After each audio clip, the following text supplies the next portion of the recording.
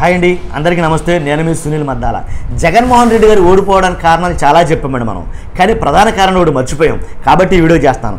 అసలు జగన్మోహన్ రెడ్డి గారు ఓడిపోవడానికి అలా కాదండి, ఎంటైర్ మొత్తం వైఎస్ఆర్సీపీ పార్టీ ఓడిపోవడానికి ఈ ఆరుగురే ప్రధాన కారణం అండి. ఈ ఆరుగురు గురించి ఖచ్చితంగా మీకు తెలియాలి, చెప్పాలి. జగన్మోహన్ రెడ్డి గారిని అడిగితే కనుక జగన్మోహన్ రెడ్డి గారు ప్రెస్ మీట్లు పెట్టి ప్రెస్ మీట్లు ఏమన్నారంటే అసలు ఏం జరిగిందో నాకే అర్థం కావట్లా, కాబట్టి ఎలా ఓడిపోయామన్నది తెలిసింది కానీ దానికి సరైన ఆధారాలు లేవన్నాడు. అంటే ఈవీఎంల మీద వాటి మీద అయితే కనుక జగన్మోహన్ రెడ్డి గారు ఆ నెపాలని పెట్టాలని చూస్తాడు, కానీ అది కాదండి అసలైన కారణం. అసలైన కారణం ఏంటో నేను చెప్తా.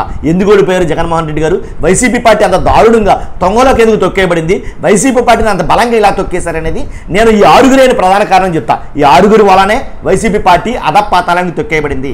ఎవరో ఆరుగురు అని చెప్పే ముందు ప్లీజ్ నాకు మోటివేషన్గా ఉంటుంది, ఒక లైక్ చేయండి. లైక్ చేసిన తర్వాత ఈ వీడియోను పూర్తిగా చూసిన తర్వాత మీ అమూల్యమైన అభిప్రాయాన్ని కామెంట్ రూపంలో తెలియజేయండి. అంతేకాదు మన ఛానల్ని సబ్స్క్రైబ్ చేయండి కొత్త వాళ్ళైతే కనుక. ఇలాంటి వీడియోలు మీ ముందుకు తీసుకువస్తాను.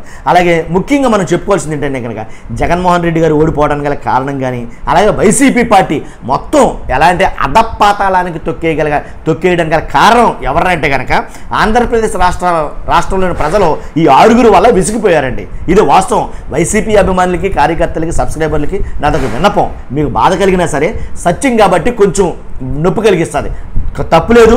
మీరు ఏమనుకున్నా సరే నేను చెప్పాలనుకున్న నిజాన్ని నేను చెప్పకుండా విడిచిపెట్టను. కాబట్టి ఈ ఆరుగురు వల్లే వైసీపీ అధపాతాళానికి పడిపోయింది. నిజమండి. ఎవరంటే కనుక ఒకటి అంబటి రాంబాబు గారు. నిజమండి, అంబటి రాంబాబు గారు వాళ్ళు. ఎందుకంటే అంబటి రాంబాబు గారు ఒకటి కాదండి, పార్టీ బద్నం కావడానికి ఏదైతే కావాలో అన్నీ చేశాడు. ఆయన ఏం చేయలేదంటలేదు, అన్ని రకాలుగా చేశాడు. ఒకటి కరప్షన్ కానీ, అలాగే ఎక్కడి దగ్గర సింపుల్ ఎగ్జాంపుల్ అంబటి రాంబాబు గారి గురించి ఒకటి చెప్తా. ఏదైతే ముఖ్యమంత్రి సహాయ నిధి నుంచి డబ్బులు వస్తాయో, ఎవరికైతే బాగా చనిపోవడమో లేకపోతే ఏది జరుగుతాయో, ఇలాంటి ముఖ్యమంత్రి నిధి నుంచి సహాయం వచ్చినటువంటి వాళ్ళ దగ్గర కూడా కమిషన్ తీసుకున్న గొప్ప వ్యక్తి అంబటి రాంబాబు గారు. ఆయన తీసుకున్నాడో లేదా పక్కన పెట్టేయండి. కాకపోతే ఆయన మీద ఇలాంటి రూమర్ వచ్చింది, కేసుల దాకా వెళ్ళింది ఈ వ్యవసాయం. అంటే నిప్పులేందే పొగలేందే నిప్పు లేకపోతే పొగరాదంటారు. కాబట్టి అలాగే అంబటి రాంబాబు గారు చేయకపోతే కనుక అలాంటి పరిస్థితి రాదు అని అంటాను. కానీ ఇలాంటి అంబటి రాంబాబు గారు చాలా పనులు అయితే చేశారు. ఏంటంటే కొంచెం ఉమెన్ విషయంలో కానీ ఇలా కొన్ని విషయాలు అయితే కనుక అంబటి రాంబాబు గారి క్రెడిబిలిటీ మొత్తం వైసీపీ మీద ఆ ప్రభావం చూపించింది. అలాగే కొడాలి నాని గారు, ఇంక ఈ గురించి నేను చెప్పొస్తలేదు అనుకుంటా. నేను ఈ పేరు ఎత్తగానే మీకు అర్థమైపోయి ఉంటుంది. కొడాలి నాని అంటే ఇంకా తెలియదే ఉందండి మాకు కూడా. అంటే ఎల్కేజీ పిల్లోడి నుంచి 80 ఏళ్ల ముసలాడి వరకు కూడా కొడాలి నాని అంటే కనుక ఖచ్చితంగా చెప్పేది ఏంటంటే, నాన్న ఆయన బూతులు దారుణంగా తిడతాడే అని అంటారు. నిజమండి. ఏ పిల్లోని టచ్ చేసినా పెద్దోని టచ్ చేసినా బూతులు ఏంటంటే అదేమన్నా రికార్డా అండి? అది బూతులు బాగా తిడతాడంటే అదేమన్నా హోదానా? లేదు. కాబట్టి ఆయన నోటి మాట ఏదైతే ఆ నోటి దూల మాటలు ఉన్నాయో అవే వైసీపీ పార్టీని మొత్తం తొంగలో తొక్కేయడానికి కారణం.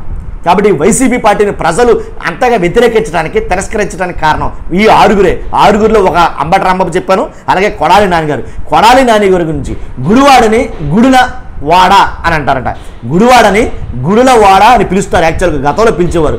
కానీ అలాంటి గుడివాడని క్యాసినోగాను, పబ్బులతోనూ, హబ్బులతోనూ ఇలాగ రకరకాలుగా అంటే ఒక జోదవాడగా మార్చేశాడు అని అయితే కనుక గుడివాడ ప్రజలు భావించారు. కాబట్టి కొడాలి నానిని ఓడించారు, వైసీపీని ఇంకా మొత్తం దూరం చేసేశారు.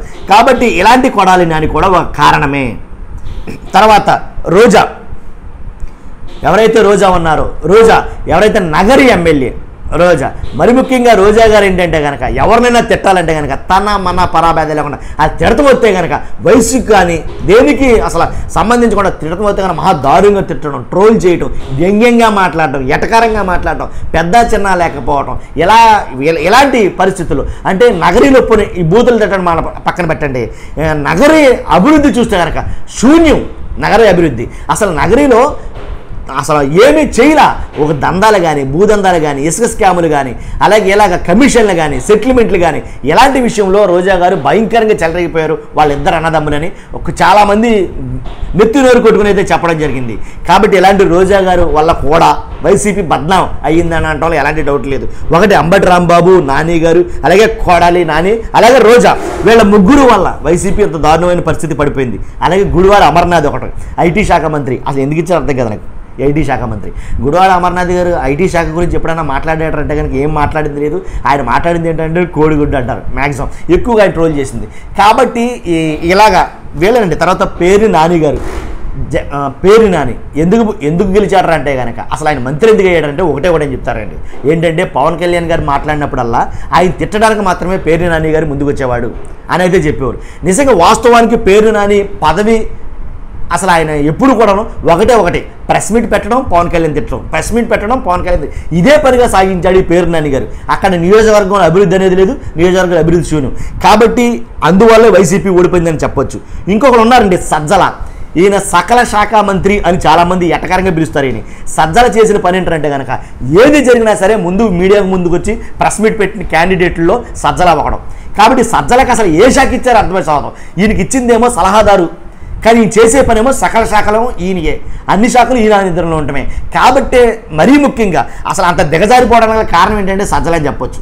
కాబట్టి ఈ 6 వల్లే వైసీపీ పతనం అయ్యింది, ఈ 6 వల్లే వైసీపీ దారుణంగా నాశనం అయ్యింది అనేది కనుక కుండ బద్దలు కొట్టినట్టు చెప్పొచ్చు. ఇంకో మాట చెప్తాను, వైసీపీలో ఉండేటువంటి ఈ 6 కాకుండా ఇంకా 2-3 పేర్లు ఉన్నాయి. ఇంకెవరెవరంటే కనుక అనిల్ కుమార్ యాదవ్ కూడా ఉన్నారు. కాబట్టి అనిల్ కుమార్ యాదవ్ కూడా సేమ్ ఇలాగే కొంతమంది ఉన్నారని. కాబట్టి వైసీపీ నాశనం అవడానికి కారణం వీళ్ళే. ఇదేనే నేను చెప్పాలనుకున్నాను. చూస్తున్న మీరు అందరూ కూడా మర్చిపోద్దు, నాకు మోటివేషన్ ఉంటుంది, లైక్ చేయండి, అలాగే కొత్త వాళ్ళైతే సబ్స్క్రైబ్ చేయండి. Thank you very much.